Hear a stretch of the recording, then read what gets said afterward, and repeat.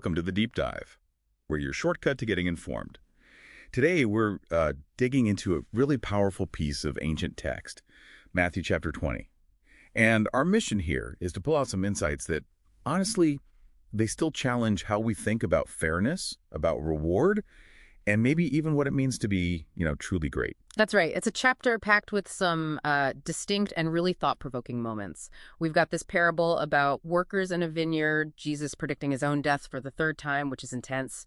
Then there's a mother asking for, well, a pretty big favor for her sons and a healing, too. But we're really going to focus on the core ideas, the perspectives that kind of push back against our usual assumptions. Okay, let's jump into that first one then, the parable of the vineyard workers. Because it really messes with our standard ideas. So picture this. Landowner goes out super early, like 6 a.m., hires people for his vineyard, agrees to pay them 1 denarius standard day's wage back then. Right. But then he keeps going out. 9 a.m., noon, 3 p.m., even at 5 p.m., just an hour before quitting time, he hires more folks. And for these later groups, he just says, I'll pay you whatever is right. Okay, so payday comes.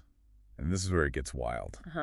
He tells his foreman, pay them all, but start with the last ones hired. The 5 p.m. guys. Exactly. They step up, having worked just 1 hour, and boom, a full denarius. Whoa.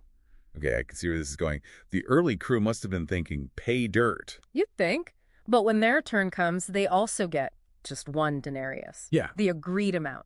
And they are not happy. They start grumbling, right? Hey, these guys only worked an hour. And you made them equal to us? We worked all day in the heat. I mean, you can kind of see their point from a purely human perspective. Totally. It feels unfair by our usual standards. But the landowner's response is fascinating. He singles one out and says, basically, friend, I'm not being unfair to you. Didn't we agree on a denarius? Take your pay, go. And then the kicker.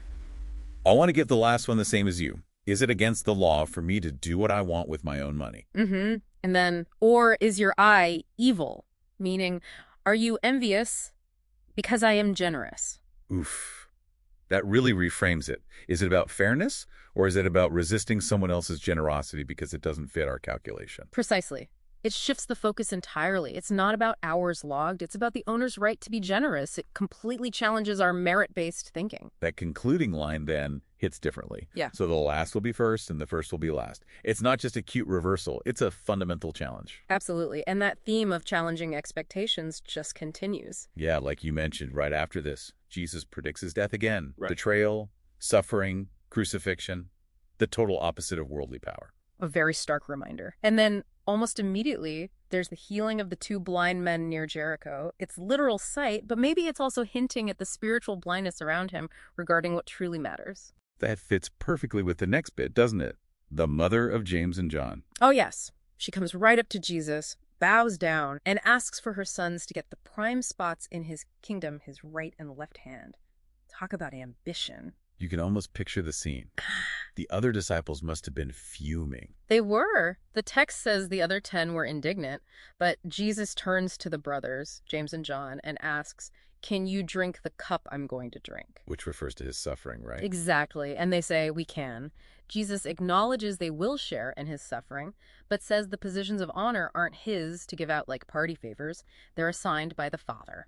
So after all this jockeying for position, how does Jesus correct them? How does he define real greatness? He calls them all together. He points out how Gentile rulers, the powerful people of the world, lorded over their subjects. Standard power dynamics. Yeah. Bosses and subordinates. Right. But then he says, not so with you. It's a complete contrast. Instead, whoever wants to become great among you must be your servant. And whoever wants to be first must be your slave. He pushes it even further. Well, that's turning everything upside down. Completely. And he gives himself as the ultimate example. The Son of Man did not come to be served, but to serve and to give his life as a ransom for many. Service and self-sacrifice, that's greatness in his kingdom. It really is amazing how consistently this chapter challenges us. The parable questioning our ideas of fair pay, this teaching completely redefining leadership and power. It forces a reevaluation. So tying it all together, both stories really push us away from conventional thinking about what we deserve or what status means. They do, which leaves us, and you listening, with a really provocative question, I think. How might your own life, your interactions, your definition of success, How might they change if you embraced a worldview based more on, say, radical generosity like the landowners, or on true servant leadership rather than just merit or position? What does real impact look like then?